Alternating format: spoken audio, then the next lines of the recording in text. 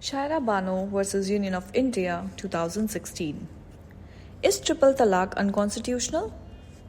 The Shayara Bano judgment set aside the practice of Talaq-e-Biddat, which allowed Muslim men to divorce their wives instantly and irrevocably.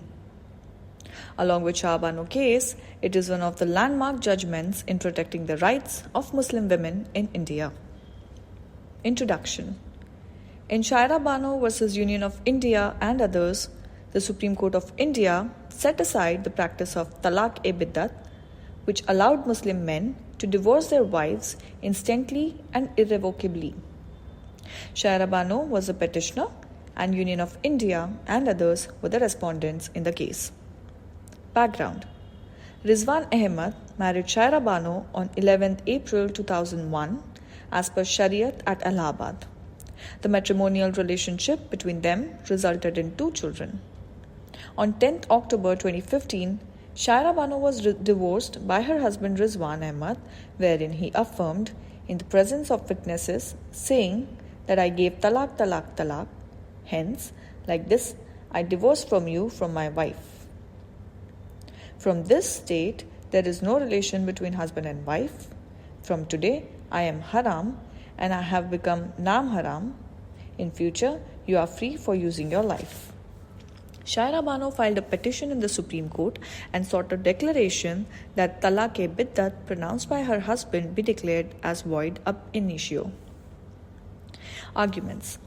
The petitioner Shayara Bano submitted that the Talaq-e-Biddat, which was Triple Talaq, pronounced by her husband, is not valid as it is not part of Shariat, that is Muslim personal law. She argued that divorce of the instant nature cannot be treated as rule of decision under the Shariat Act. It was submitted that the practice of Talaq-e-Biddat is violative of the fundamental rights guaranteed to citizens in India under Articles 14, 15 and 21 of the Constitution. Talaq-e-Biddat could be pronounced in the absence of the wife and even without her knowledge. It vests an arbitrary right in the husband and therefore violates Article 14. She also argued that the practice of Talaq-e-Biddat cannot be protected under the rights granted to religious denominations under Article 25 Clause 1, 26 Subclause B and 29 of the Constitution. It was submitted that the practice of Talaq-e-Biddat is denounced internationally, that is, a large number of Muslim theocratic countries have forbidden the practice of Talaq-e-Biddat and therefore it cannot be considered sacrosanct to the tenets of the Muslim religion.